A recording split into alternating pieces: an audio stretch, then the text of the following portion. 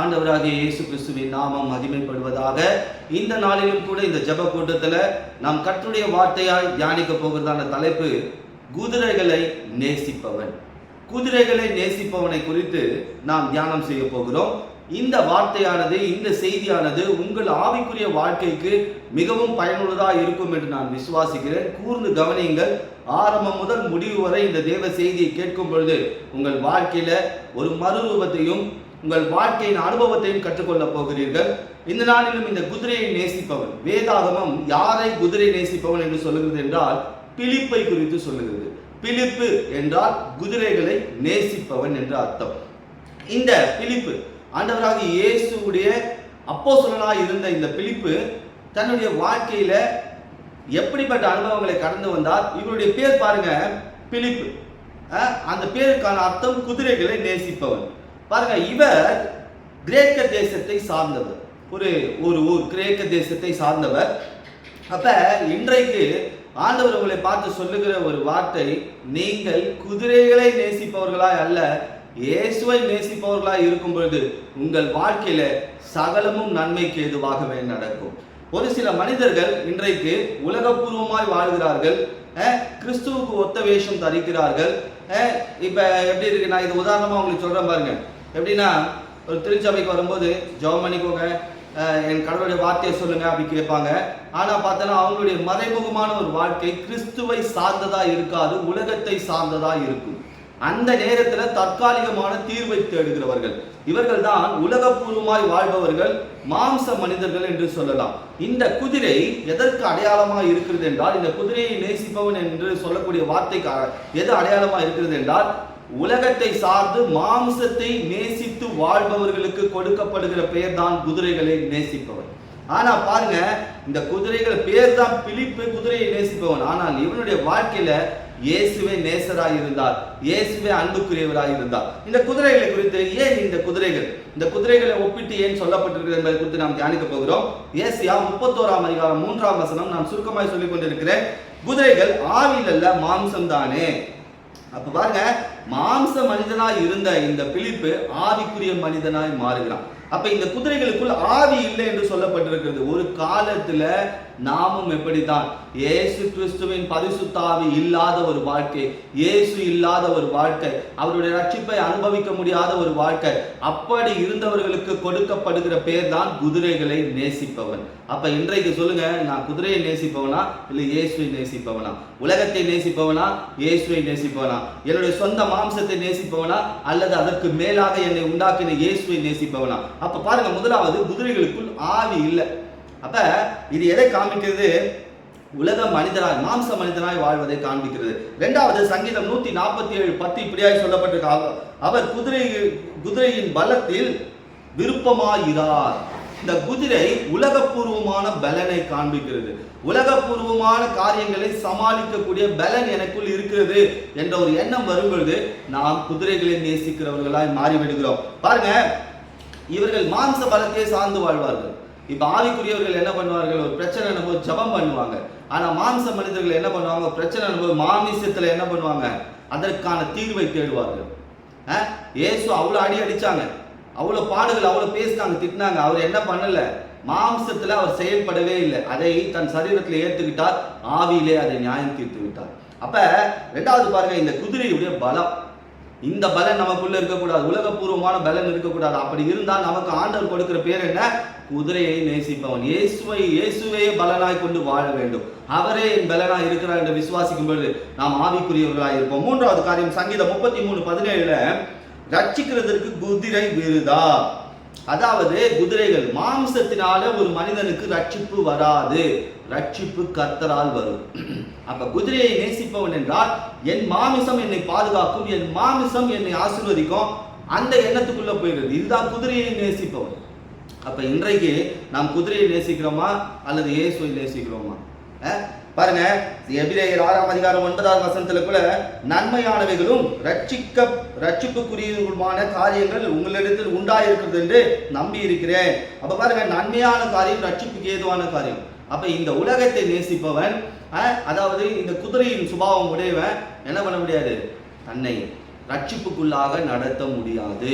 கர்த்தரால் ரட்சிப்போறனோ அவர் தான் நம்ம ரட்சிப்பின் பாதையில் நடத்தணும். பாருங்க, இந்த குதிரையை நேசிப்பவன், அதாவது மாம்சத்தை நேசிப்பவன், உலகத்தை நேசிப்பவன் என்று இந்த பிலிப்புக்கு ஒரு பேர் இருந்தாலும் அவன் இயேசுவை நேசிக்கிறவனாய் தன்னுடைய வாழ்க்கையை வாழ்ந்தான். பாருங்க, இயேசு கிறிஸ்துவின் அழைப்பை பெற்ற பிறகு அவருக்கு பிரியமான காரியங்களாய் ஒரு ஆடாய் மாற ஆரம்பித்தான். பாருங்க, குதிரையை நேசிப்பவன் என்று அவனுடைய பேருக்கான அர்த்தம். அவனுடைய வாழ்க்கை அப்படி இல்லை, இயேசுவை நேசிக்கிறவனாய் மாறிவிட்டான். இப்படிதான் நாம உலகத்துக்குள்ள ஒரு நேரத்துல அநேக காரியங்களுக்கு மேல நம்முடைய கவனத்தை வச்சோம். உலக காரியம் நம்ம ரட்சிக்கும், உலக காரியம் நம்ம பாதுகாக்கும் நினைச்சோம். என் மாம்சம் எனக்கு பலனா இருக்கும்னு நினைச்சோம். ஆனா அது இல்லை. இயேசுவானவர் மட்டும்தான் நமக்கு பலன், இயேசுவானவர் மட்டும்தான் நமக்கு ரட்சிப்பு. பாருங்க, இந்த பிலிப்பு வாழ்ந்த ஊர் எது அப்படின்னா, யோவான் 1 அதிகாரம் 44வது வசனத்திலையும் யோவான் 12ஆம் அதிகாரம் 21வது வசனத்திலையும் ஒரு ஊர் சொல்லப்பட்டிருக்கு. இந்த பிலிப்பு என்பவன் பெத்சாயிதா பட்டணத்தான். இன்னொன்னு சொல்லப்பட்ட கலிலேயா நாட்டு பெத்சாயிதா ஊரானாகிய பிலிப்பு என்று சொல்லப்பட்டிருக்கு. இந்த பெத்சாயிதா ஊர்ல தான் இந்த பிலிப்பு வர. முதலாவது சொன்ன இவருக்கு பேருக்கான அர்த்தம் என்ன? குதிரைகளை நேசிப்பவன். ஆனா இவருக்குள்ள என்ன இல்லை? அந்த தன்மை இல்லை. மாம்சத்தின் பலனை யோசிக்கல, ஆவியின் அந்த குதிரையின் ஆவி அல்ல, அதே போல குதிரையினால வரக்கூடிய பாதுகாப்பு ரட்சிப்பு அல்ல, அப்படி ஒரு மாம்சம் மனிதன் அல்ல. இப்ப இவர் எந்த ஊர்ல வாழ்ந்துட்டு இருக்காரு?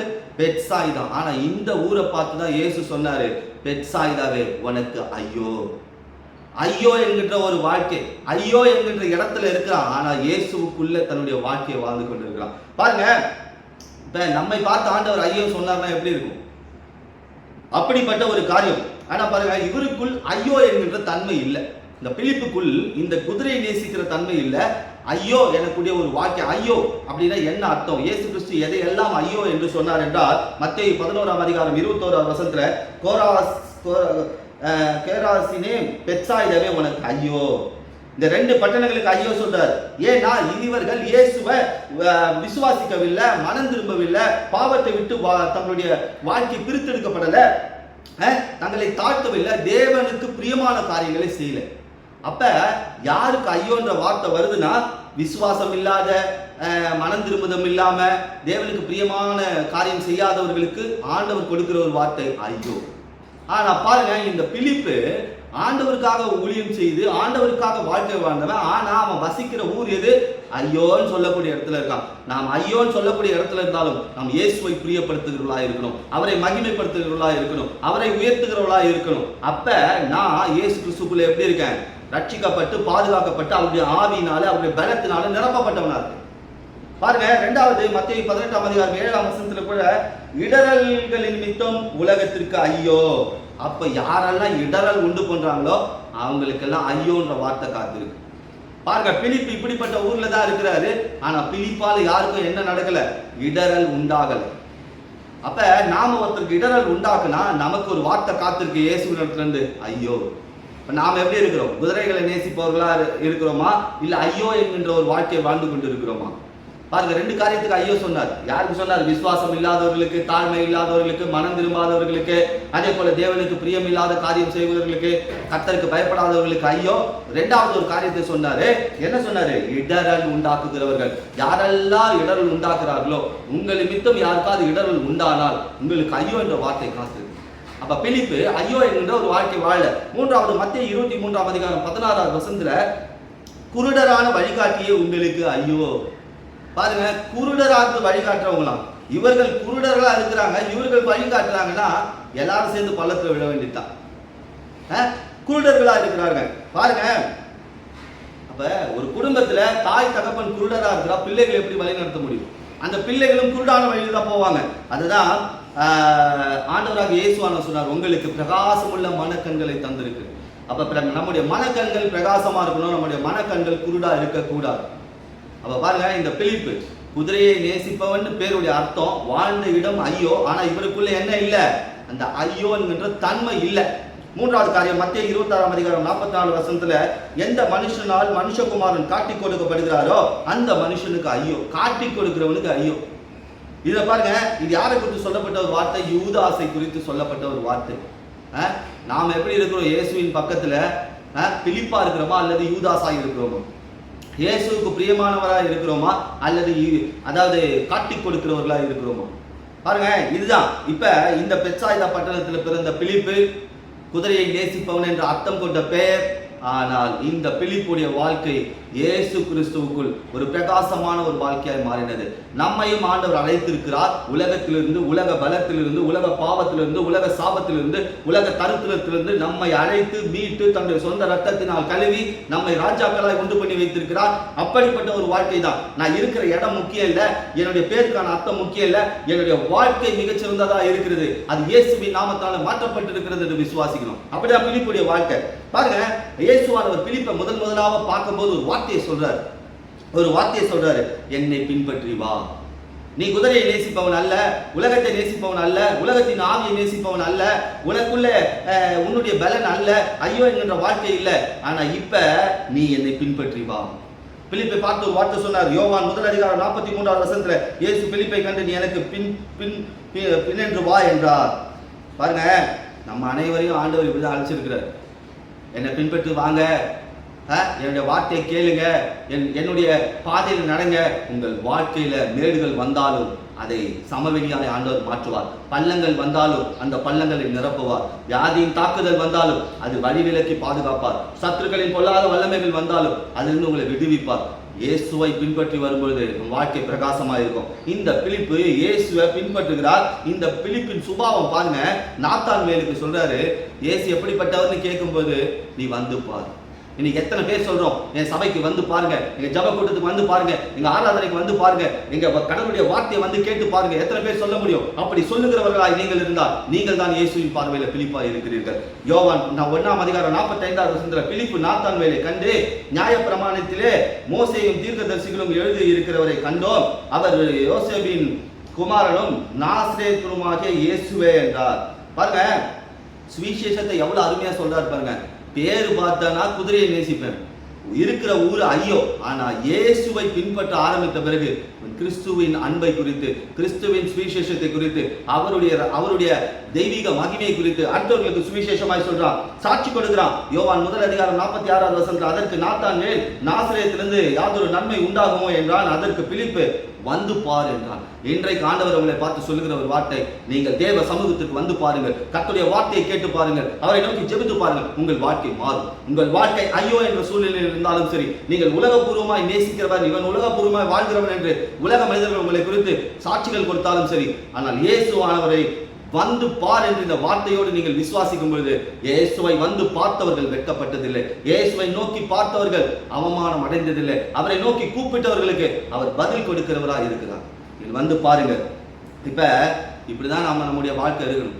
பிலிப்புடைய வாழ்க்கை பாருங்க எப்படி மாற்றப்பட்டிருக்கிறது. இயேசு பிரியமான அப்போஸ்தலனாய் வாழ்ந்தார். அப்ப இன்றைக்கு நம்ம வாழ்க்கையை ஒப்புக் கொடுக்கணும், ஆண்டவர்களை ஒப்புக் கொடுக்கணும். ஆண்டவரே, இதுவரை குதிரைகளை நேசிப்பவனாய், உலகத்தை நேசிப்பவனாய், மாம்சத்தை சார்ந்து வாழ்பவனாய், உலகபூர்வமான பாதுகாப்புல இருந்தேன். இனி என்னுடைய வாழ்க்கை உம்முடையது, என்னுடைய குடும்பம் உம்முடையது. ஐயோ என்கின்ற இடத்துல இருக்கிற என் வாழ்க்கையில் ஐயோ என்ற காரியங்கள் நடந்து கொண்டு இருக்கிறது. ஆனால் இப்பொழுது என்னுடைய வாழ்க்கையை நான் ஒப்புக் கொடுக்கிறேன். ஆனால் நம்மளே ஐயோன்னு மற்றவங்களை ஆக்கிடக்கூடாது. அப்படி இருக்கும் பொழுது இயேசுவை பார்க்க கற்றுக்கொண்டீர்களானால் உங்கள் வாழ்க்கை நிச்சயமாகவே மாறும். அப்ப சீஷனா மாறுறது மட்டுமல்ல, ஒரு தெய்வீக அனுபவத்தை உடைய மனிதனாய் இன்றைக்கும் வேதாகமத்தில் ஒரு மிகச்சிறந்த அப்போஸ்தலனாய் பார்த்து கொண்டிருக்கிறோம். இது போல உங்கள் வாழ்க்கையும் மிகப்பெரிய சாட்சியாய் மாறும், மிகப்பெரிய ஆசீர்வாதமாய் மாறும். இயேசுவை பார்த்து கொண்டிருங்கள், அவரை விசுவாசியுங்கள், அவருடைய வார்த்தையை கேளுங்கள், அவரை நோக்கி ஜெபியுங்கள், உங்கள் வாழ்க்கை நிச்சயமாக மாறும். இந்த செய்தி, குதிரையை நேசிப்பவன் என்கிற செய்தி உங்கள் வாழ்க்கையில ஒரு பெரிய மாறுதலை கொண்டு வந்திருக்கும், ஒரு விழிப்புணர்வை கொண்டு வந்திருக்கும். ஆவிக்குரிய வாழ்க்கை எப்படி இருக்கும் என்று உங்களுக்கு இந்த நாளில் கர்த்தர் பேசியிருக்கிறார். மறுபடியும் இந்த செய்தியை கேளுங்கள். கர்த்தர் உங்களையும் உங்கள் குடும்பத்தையும் உயர்த்தி ஆசீர்வதிப்பார். ஆமென்.